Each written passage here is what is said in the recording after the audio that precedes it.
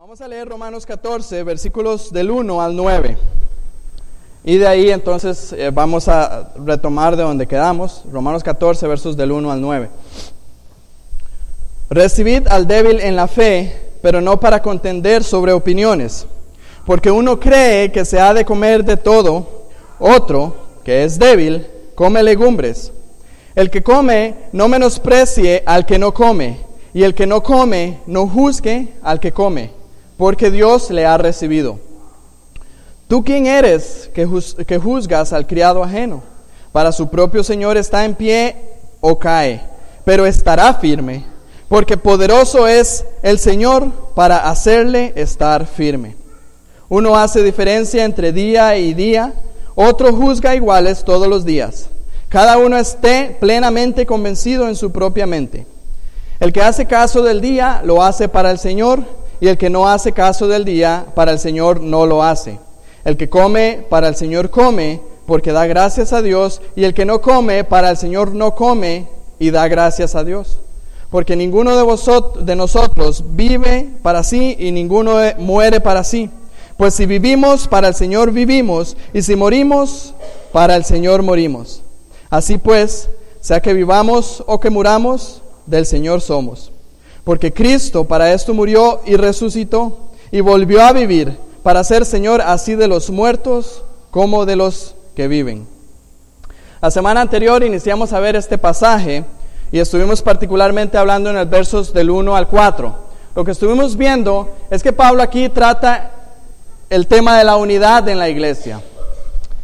Y la unidad particularmente sobre algunos temas que no son tan suficientemente claros en la Biblia, o que también podríamos catalogarlos como no totalmente esenciales para la salvación, para el buen entendimiento, para el buen caminar con el Señor. Decíamos que hay asuntos en la iglesia en los que son indiscutibles. La iglesia simplemente se tiene que adherir a ese tema. Por ejemplo, algo que hemos cantado y que lo vamos a ver hoy claramente, es que Jesús es Señor. Nadie puede poner en duda eso en la iglesia sobre el tema de la unidad. Jesús es el Señor, Él es Dios, Él es el Rey de Reyes, el Señor de Señores, y el que quiera poner una duda sobre eso, no podemos tener unidad con esa persona. Pero hay ciertos temas en los cuales hay una mayor libertad porque claramente no están tan especificados en la Biblia, o tal vez no son tan esenciales, como el tema, por ejemplo, y vuelvo a repetir, de que Jesús sea el Señor. Vimos que Pablo lo aborda desde dos puntos de vista, dos diferentes tipos de cristianos que hay en la iglesia. Los cristianos débiles, que vimos claramente que son hermanos que todavía no tienen tanto conocimiento en la Escritura y todavía no tienen tanta madurez para aplicar ese conocimiento de las Escrituras a ciertas particularidades de la vida cristiana. Por otro lado, los cristianos que son fuertes, aquellos cristianos que han madurado más en el entendimiento y en el conocimiento de las Escrituras, aquellos cristianos que pueden tener una capacidad más rápida de aplicación, de entendimiento de los tiempos y poder aplicar esas cosas. Y Pablo nos da dirección acerca de cómo debe ser nuestro comportamiento hacia buscar esa unidad. Vea lo que dice el verso primero. Recibid al débil en la fe, pero no para contender sobre opiniones. Pablo primero habla dirigiéndose a los cristianos que son fuertes y les dice, lo primero que tienen que entender es que debemos de recibir al débil en la fe. El débil en la fe no es que no sea cristiano, el débil en la fe no es que sea menos que la persona que sea fuerte. El débil en la fe simplemente es una persona que no ha llegado, no ha caminado tanto en ese camino, valga la redundancia, de la fe. Por lo tanto, aquel que es fuerte simplemente tiene que recibirle, tiene que tener misericordia, tener paciencia con esa persona. Pablo pasa entonces a darnos un ejemplo en el verso 2. Porque uno cree que se ha de comer de todo. Otro, que es débil, come legumbres. Da el ejemplo acerca de aquellos que tenían sus limitaciones en cuanto a los tipos de comida, acerca de las carnes, aquellos que todavía estaban adheridos tal vez a su trasfondo del judaísmo por un lado y de los paganos, los gentiles por otro lado. Y Pablo dice, en esa circunstancia específica hay una actitud que debemos de tener. La actitud es el verso 3. El que come, no menosprecie al que no come. Y el que no come, no juzgue al que come, porque Dios le ha recibido. En otras palabras, si usted ha alcanzado un nivel de madurez, de mayor entendimiento de la Biblia, y sabe que algunas cosas usted puede hacerlas y está en libertad de hacerlas, y entiende por la palabra de Dios que usted no está pecando, usted no puede en ninguna manera menospreciar a aquel que todavía se adhiere a algunas cosas que usted sabe que no hay problema en que usted las haga. Pero a esa persona que todavía no ha llegado a ese entendimiento, que debe de ser humilde y reconocer que todavía no ha ahondado en esos temas, no tiene tampoco el derecho de juzgar a aquel que tiene la libertad y lo hace.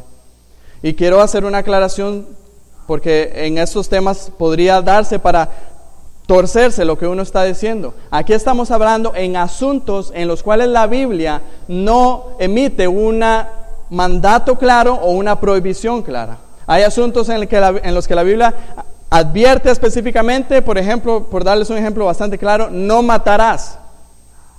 Es un mandato establecido claro. Yo no puedo decir, bueno, yo voy a matar y yo tengo libertad para hacerlo, porque la Biblia no me da esa libertad. Esos son asuntos en los cuales la Biblia no prohíbe específicamente y no manda específicamente, asuntos que son periféricos, que son no tan claros. Sobre esos asuntos, entonces Pablo dice, el que lo hace, no menosprecia al que no lo hace. Y el que no lo hace, no juzgue a aquel que lo hace. ¿Y qué razón nos da para entonces establecer esos fundamentos o esos comportamientos que debemos de tener? En el verso 3 dice, porque Dios le ha recibido. Y eso es algo muy importante, y se ve la gracia de Dios para con nosotros, que aún con diferentes pensamientos, que aún con diferentes criterios, dice, Dios le ha recibido. Porque se trata de la gracia de Dios que nos recibe a todos, aún aquel al que come carne y aquel al que no come carne y prefiere comer verduras y vegetales. A ambas personas Dios dice, le ha recibido.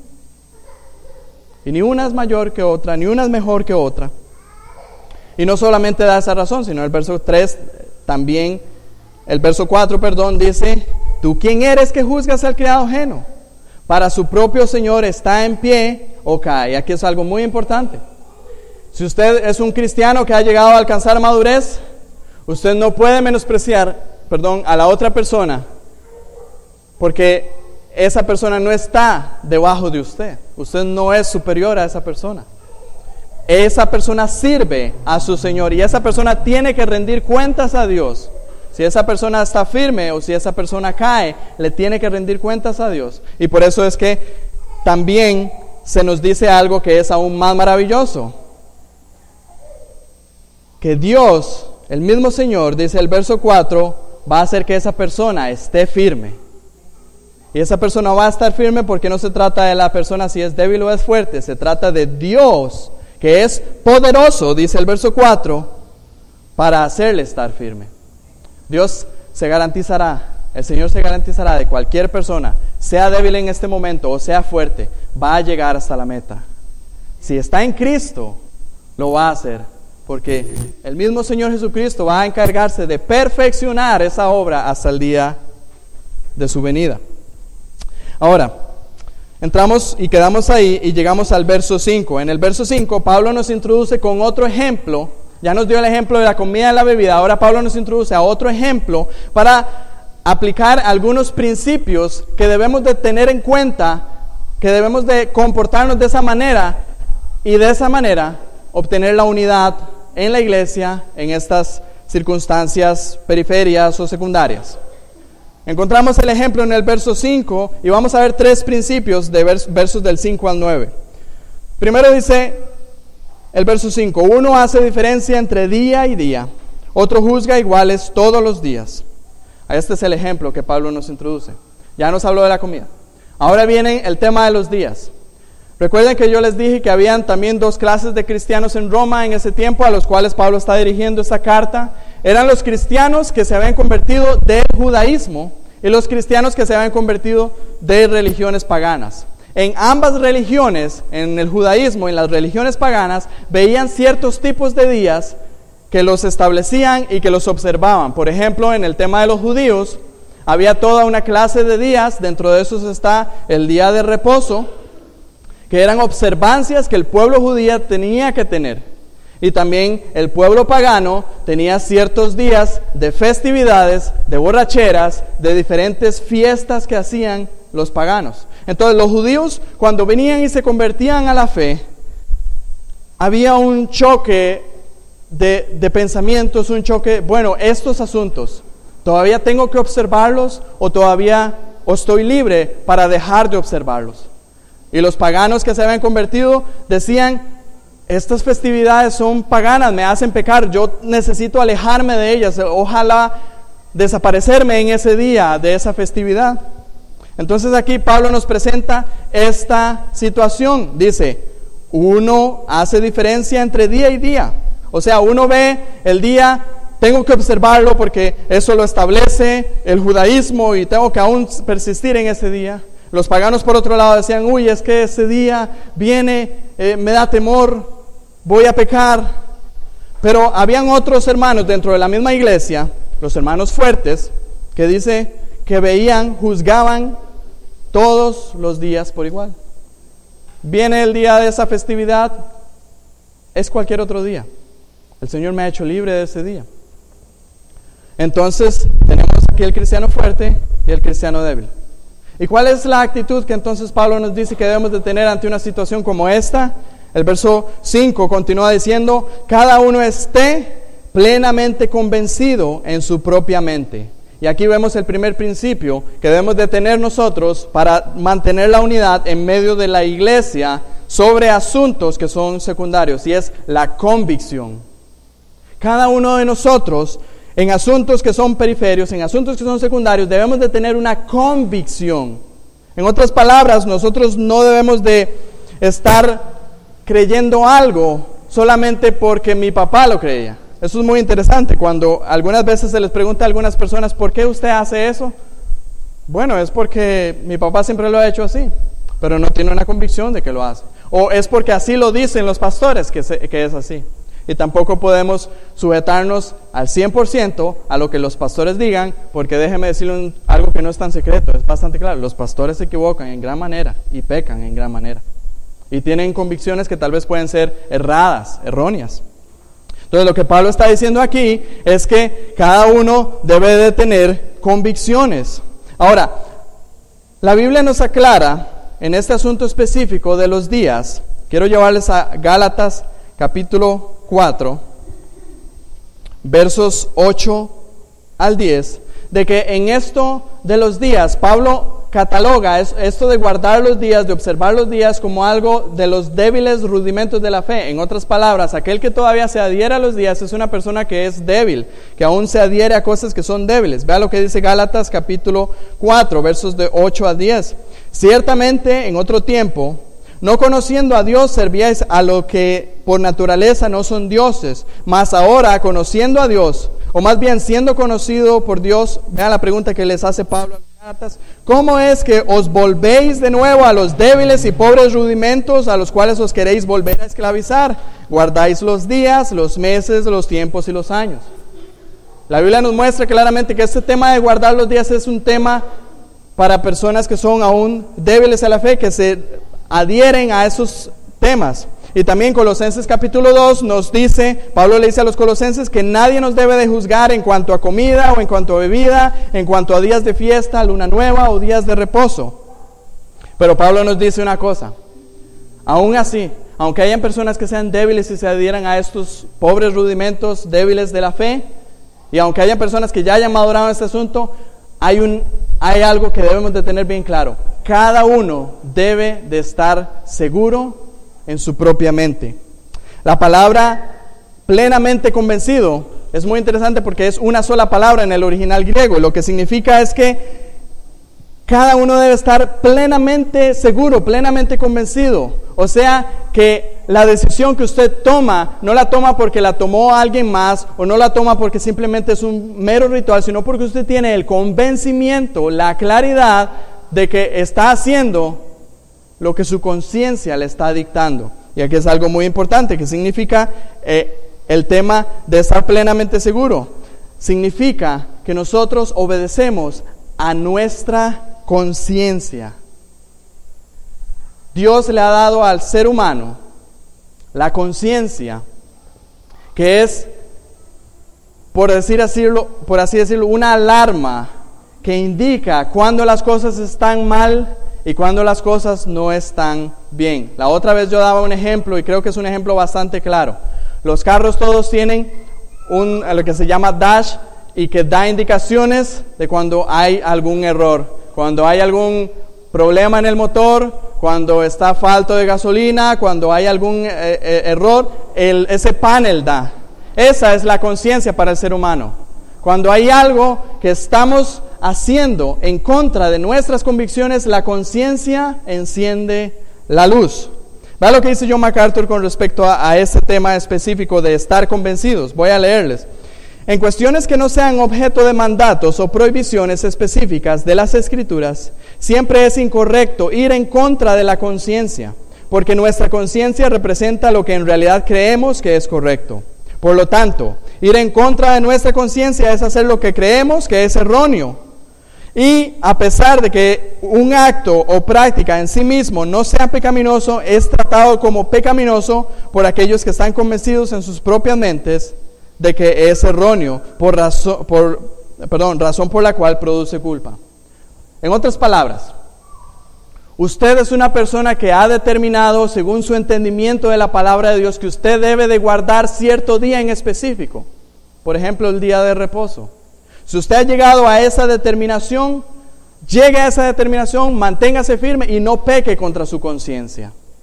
Si usted ha llegado por otro lado a entender a partir de la palabra de Dios que ahora no estamos adheridos a ningún día en específico, el cual debamos de seguir, y usted tiene la libertad de no seguir ese lineamiento, no lo haga, pero no peque contra su conciencia, viviendo o practicando lo contrario. Vea lo que dice 1 Juan capítulo 3, versos 19-21. Y en esto conocemos que somos de la verdad y aseguraremos nuestros corazones delante de Él. Pues si nuestro corazón nos reprende, mayor que nuestro corazón es Dios, y Él sabe todas las cosas. Amados, si nuestro corazón no nos reprende, confianza tenemos en Dios. Ahora aquí quiero hacer una aclaración, porque alguien me podrá decir de una vez, bueno, el corazón es engañoso, más que todas las cosas, la Biblia lo dice claramente. Pero aquí en el contexto, Juan no se está refiriendo a nuestro corazón, sino meramente a lo que ya les acabo de explicar, nuestra conciencia. Y ahora aquí quiero hacer una aclaración que también es bastante importante, es una implicación. Es que para que nosotros estemos certeros y seguros de seguir nuestra conciencia y que sepamos que al hacerlo no vamos a estar pecando, debemos de tener nuestra conciencia informada, alimentada por la palabra de Dios. Porque si una persona tiene su conciencia informada por otras cosas, su conciencia va a estar comportándose de acuerdo a esas otras cosas que no es la palabra de Dios. Por lo tanto, si tenemos nuestra conciencia afirmada, informada por la palabra de Dios, y nosotros no pecamos contra nuestra conciencia, seguimos lo que nuestra conciencia nos dicta, dice Pablo, cada uno esté plenamente convencido en su propia mente. Y entonces ahí llegamos y nos volvemos nuevamente al versículo 3, el que no come, no juzga al que come, y el que come no menosprecia al que come, porque si nosotros cada uno nos seguimos o nos regimos por esa convicción que hemos adquirido de la palabra de Dios, no hay por qué juzgar, no hay por qué menospreciar, y entonces la unidad se logra. Vea lo que dice otro comentarista, Warren Wiersbe. Dice, los cristianos no deben actuar por mera emoción, sino por convicción interna, resuelta y firme, que son el resultado de la oración y estudio diligente de la palabra. No habría serios desacuerdos si todos los cristianos actuaran por convicción. Porque yo entendería que mi hermano tiene una convicción diferente a la que yo tengo, pero si esa es la convicción que él tiene de acuerdo a la palabra en asuntos secundarios, pues adelante, caminemos juntos. Y esto es lo que Pablo nos está queriendo mostrar en el verso aquí en el verso 5, convicción. Primer principio para la unidad es tener convicción. El segundo, lo vemos en el verso 6, es tener la motivación correcta. Vea lo que dice el verso 6. El que hace caso del día, lo hace para el Señor. Y el que no hace caso del día, para el Señor no lo hace. El que come, para el Señor come, porque da gracias a Dios. Y el que no come, para el Señor no come, y da gracias a Dios. Aquí vemos algo en lo que debemos de tener muy claro, y yo creo que hemos sido muy enfáticos en esto, y volveré a ser enfático nuevamente hoy, es que todo lo que hagamos nosotros, si somos de Cristo, debemos de hacerlo para la gloria de Dios. Si nosotros nos regimos por ese principio, si nosotros nos regimos por esa motivación, no importa si usted no come carne y solamente come verduras, no importa si usted come carne, si usted lo hace agradeciendo al Señor, alabándole a Él por la provisión que Él ha dado a su mesa, adelante, hágalo de esa manera. ¿Por qué vamos a menospreciar tal actitud? ¿Por qué vamos a menospreciar a la persona que en su convicción para la gloria de Dios solamente se ha dedicado a comer verduras? No podemos menospreciarle, más bien debemos de alabar el hecho de que él haya tenido esa convicción para la gloria de Dios. De igual manera, si usted no come carne y ha decidido en su convicción comer carne, y usted ve al hermano con su plato de carne, arrodillarse, darle gracias a Dios por la provisión, usted no puede juzgar a tal hermano, porque para la gloria de su Señor lo está haciendo, está recibiéndolo. Eso es lo que está diciendo, lo que vemos en el verso 6. El que hace caso del día, dice, lo hace para el Señor. Aquella persona que dice, yo voy a observar este día, yo lo voy a observar, y lo hace para el Señor. Lo mismo en cuanto a la comida, el que come para el Señor come porque da gracias a Dios, y el que no come para el Señor no come y da gracias a Dios. Ahora, alguien diría, bueno, esto es en cuanto a comida y esto es en cuanto a días. Pero yo quiero que ampliemos más nuestro marco aquí de referencia. O sea, no estamos hablando solamente de comida y no solamente estamos hablando de alimentos. El principio que debemos aprender aquí es que todo lo que hagamos, todas las cosas en las cuales la Biblia no está suficientemente clara, que hay libertad para hacerlo, nuestra motivación en tomar esa convicción debe de ser la gloria de Dios. Vea lo que dice 1 Corintios 10:31, si pues coméis o bebéis o hacéis cualquier otra cosa, hacedlo todo para la gloria de Dios. Y todo lo que hacéis, dice Colosenses 3:17, sea palabra o de hecho, hacedlo todo en el nombre del Señor Jesús, dando gracias a Dios Padre por medio de Él. Entonces vea qué interesante algo. Acabamos de ver dos principios. La convicción en primera instancia. Si usted hace algo y usted no está plenamente convencido, si usted lo hace simplemente por un ritualismo, si usted lo hace simplemente porque así lo hicieron mis antiguos, puede que usted al hacer eso esté pecando, porque dice el versículo 23 de este mismo capítulo 14 de Romanos: pero el que duda sobre lo que come es condenado, porque no lo hace con fe, y todo lo que no proviene de fe es pecado. Usted tiene que hacerlo con convicción delante de Dios. Pero por otro lado también, esa convicción tiene que tener una motivación. Esa debe ser la motivación de la honra y la gloria de Dios.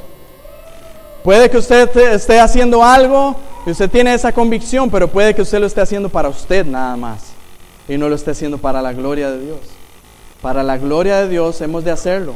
Si no, usted también, aún en una cosa que puede ser, por ejemplo, comer carne, y puede que usted, el hecho de que usted esté comiendo carne, lo ha hecho por una convicción, pero puede que lo esté haciendo simplemente, como veremos más adelante, para hacer caer al hermano que es débil.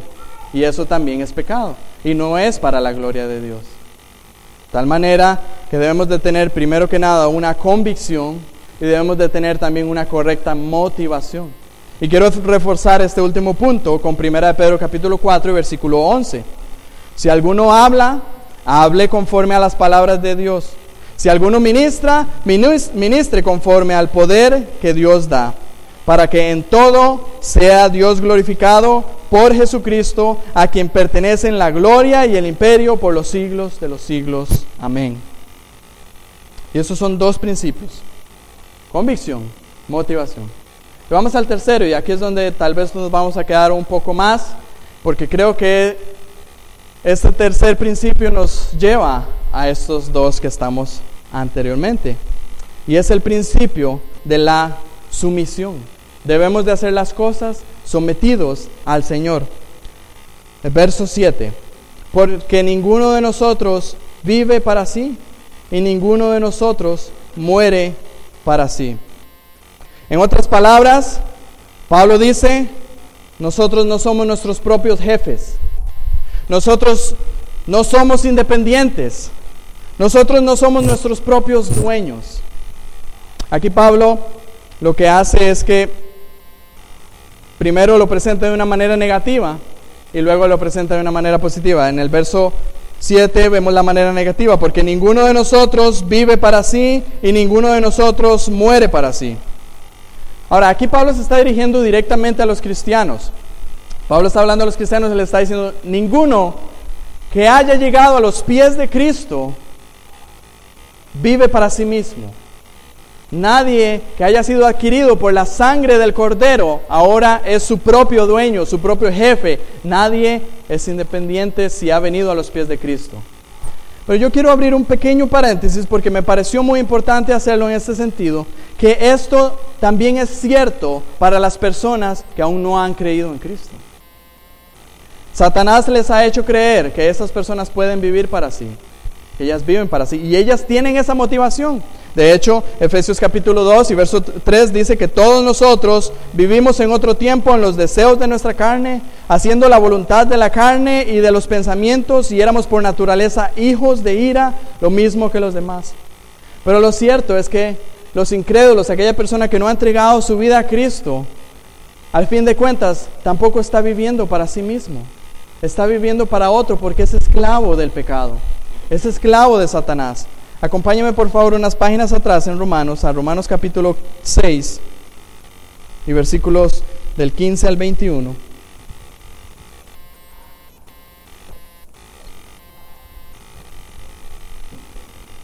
Vean lo que dice Pablo acá. ¿Qué pues? ¿Pecaremos porque no estamos bajo la ley, sino bajo la gracia? En ninguna manera.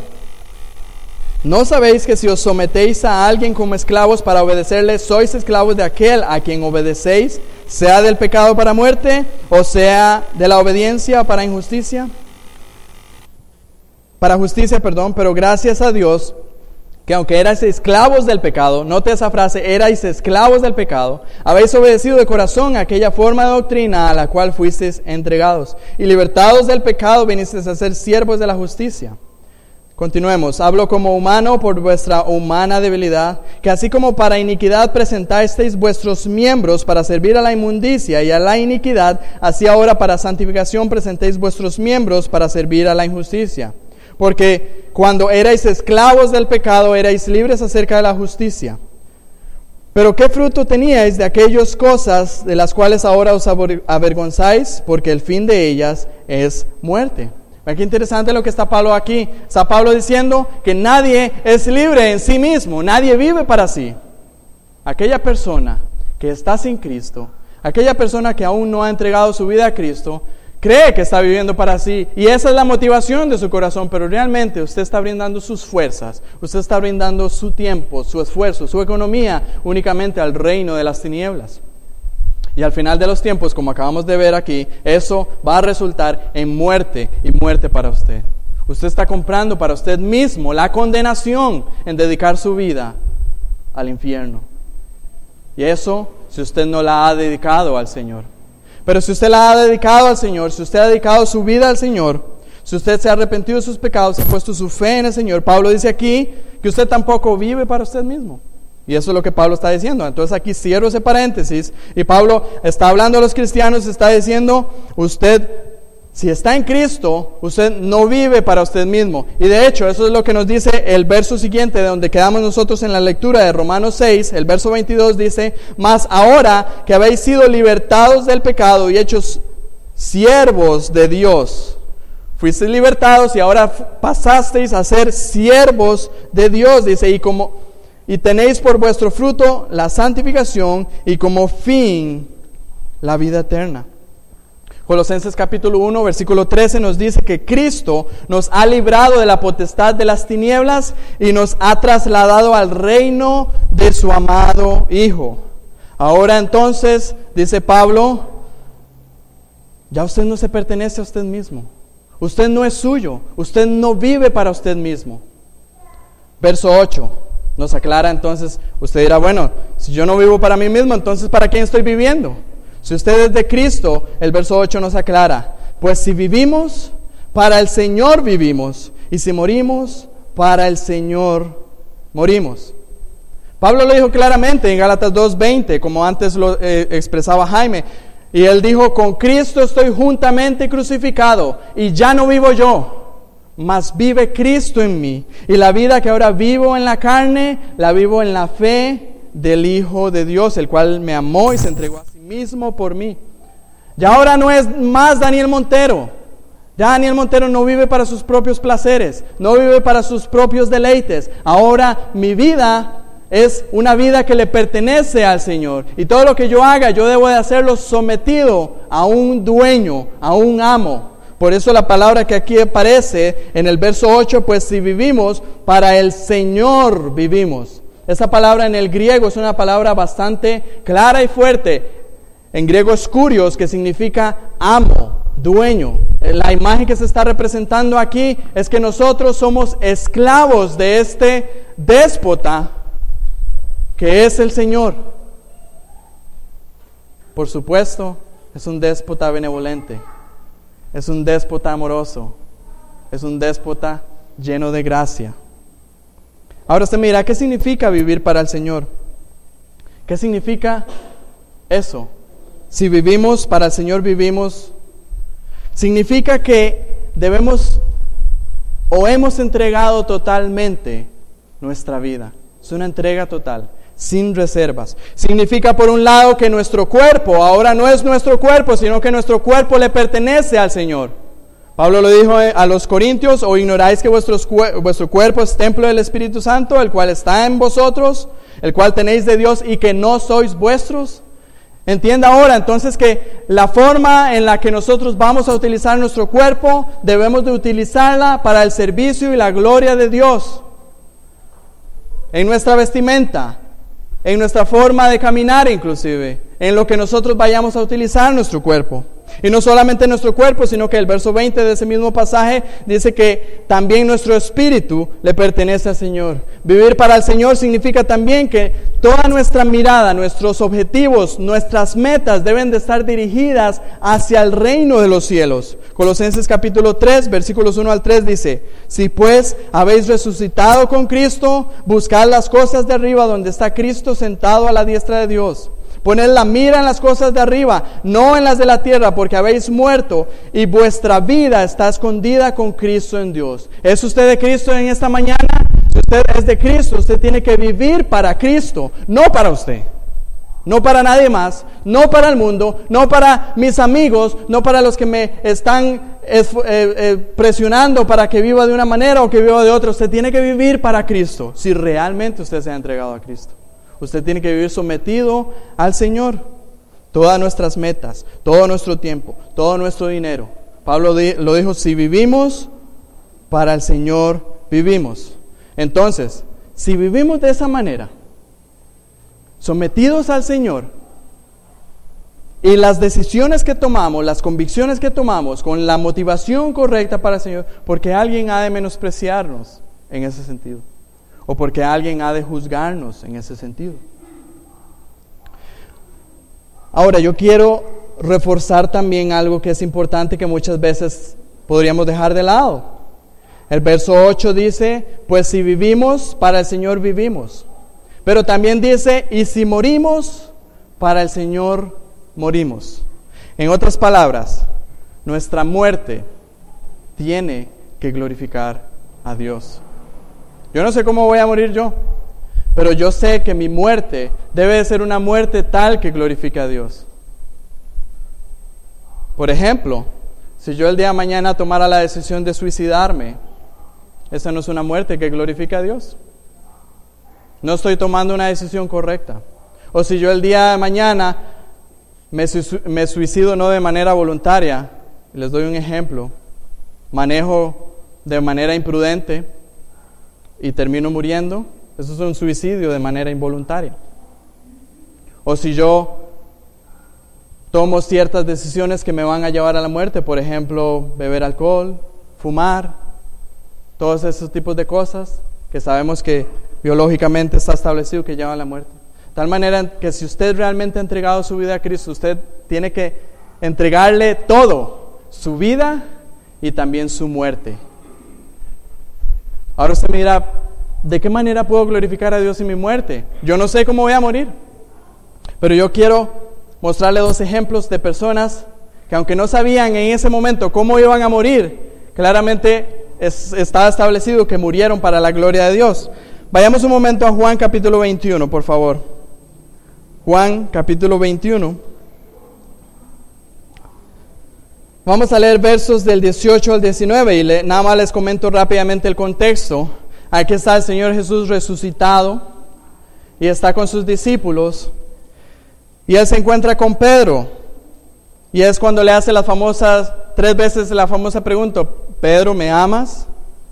Y Pedro al final termina respondiéndole, diciéndole: sí, tú sabes que te amo. Termina el verso 17 diciéndole: apacienta mis ovejas. Pero vea lo que le dice Jesús a Pedro en el verso 18 del capítulo 21 de Juan. De cierto te digo, cuando eras más joven te ceñías e ibas a donde querías. O sea, vivías para ti mismo, Pedro. Tú buscabas tus propios placeres, buscabas tus propios deleites.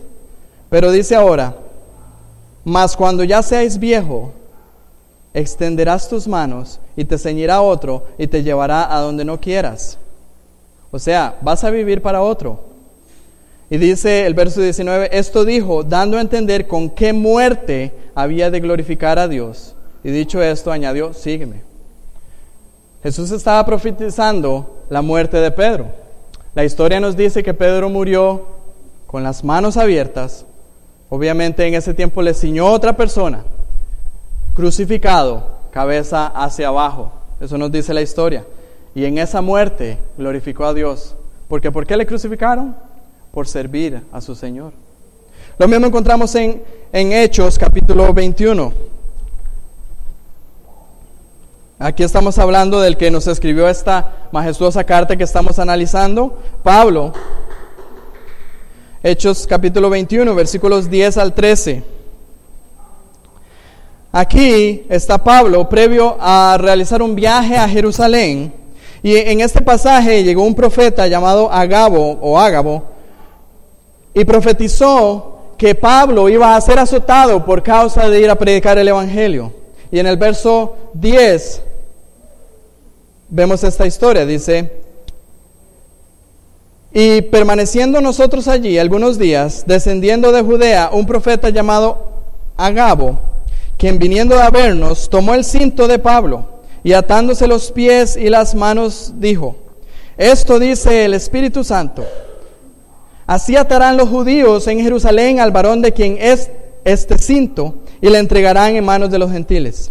Al oír esto, le rogamos nosotros y los de aquel lugar que no subiese a Jerusalén. Estas personas rogándole a Pablo. Entonces Pablo respondió: ¿qué hacéis llorando y quebrantándome el corazón?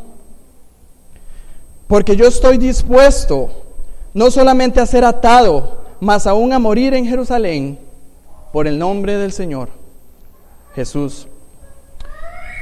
¿Tendría usted esa disposición en esta mañana? Si en esta mañana el precio de ser cristiano y de servir al Señor fuera la muerte, ¿pagaría usted ese precio? ¿O preferiría vivir usted libre, con su vida tranquila?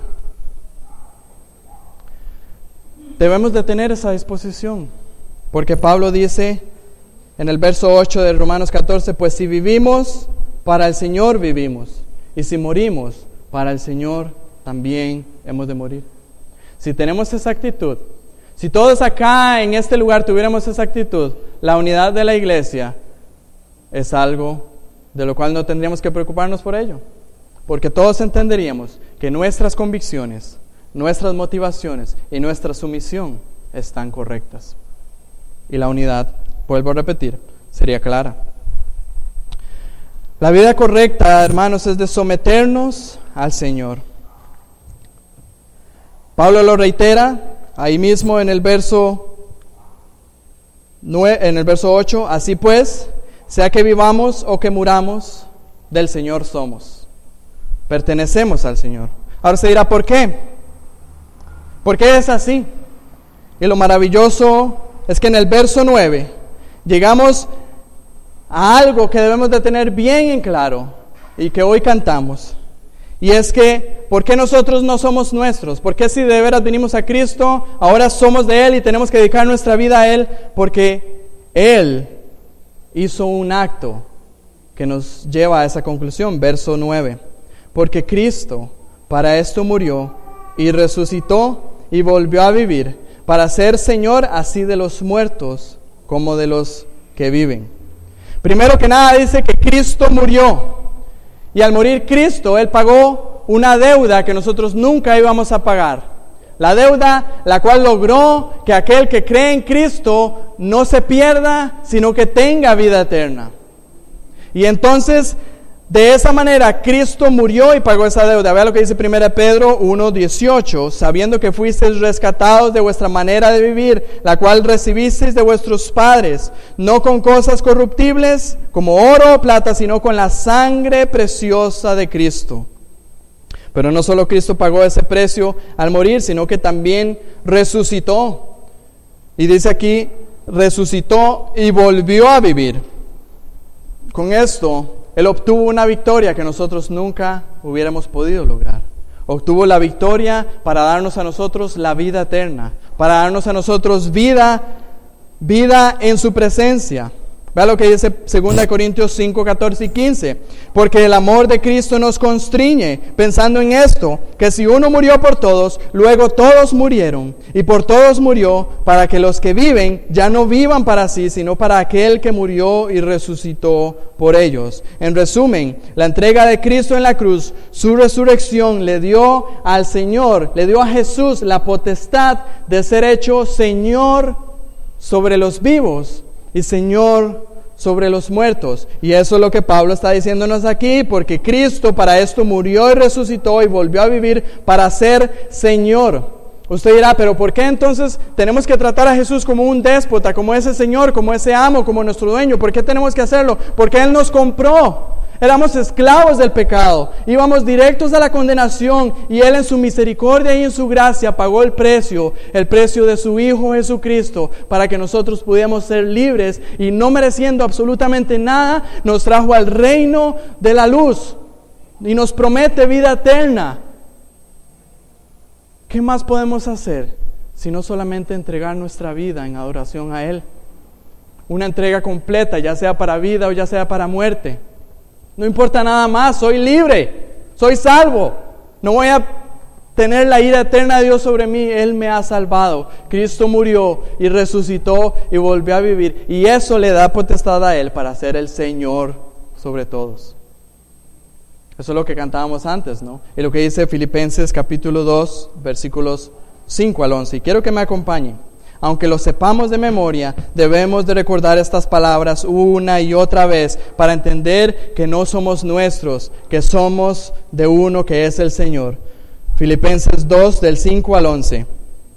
Haya pues en vosotros este sentir que hubo también en Cristo Jesús, el cual siendo en forma de Dios, no estimó el ser igual a Dios como cosa a que aferrarse, sino que se despojó a sí mismo, tomando forma de siervo, hecho semejante a los hombres, y estando en la condición de hombre, se humilló a sí mismo, haciéndose obediente hasta la muerte y muerte de cruz.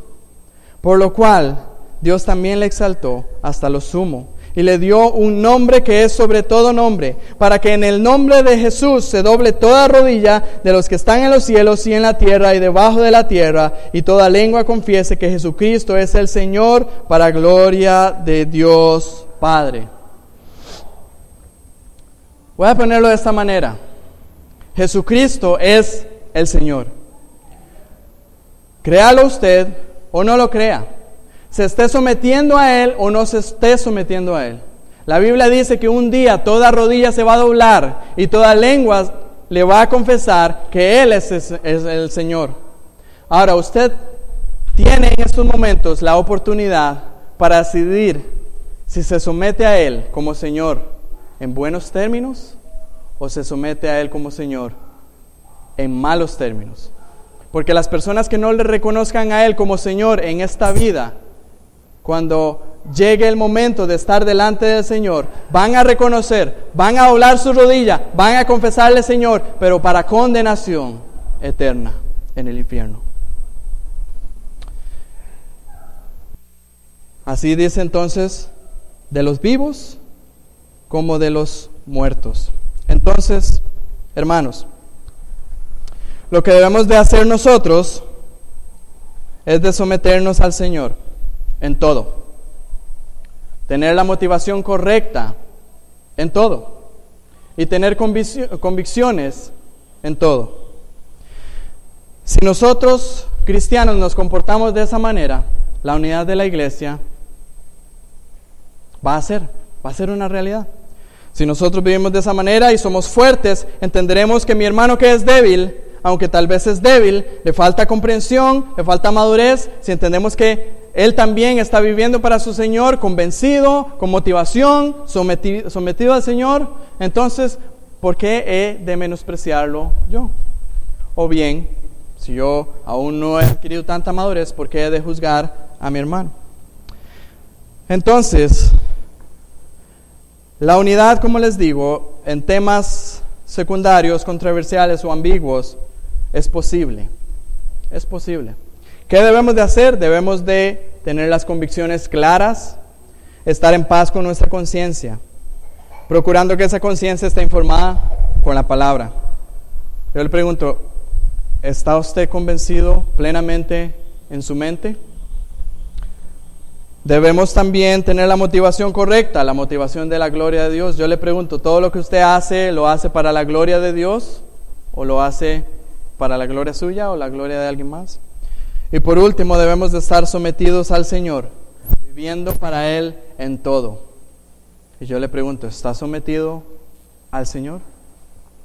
Creo que es una muy buena oportunidad de revisar nuestro corazón, de examinarnos a nosotros mismos y ver si estamos viviendo según estos principios que vemos aquí en Romanos 14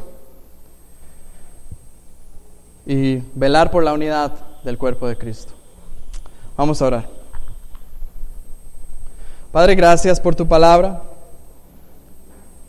Tu palabra es viva y es eficaz. Es más cortante que toda espada de dos filos. Penetra hasta lo profundo. Discierne los pensamientos, el corazón, las intenciones. Señor, es en eso en lo que me apoyo en esta mañana. No me apoyo en lo que yo haya dicho específicamente, sino en lo que tu palabra nos haya dicho en esta mañana.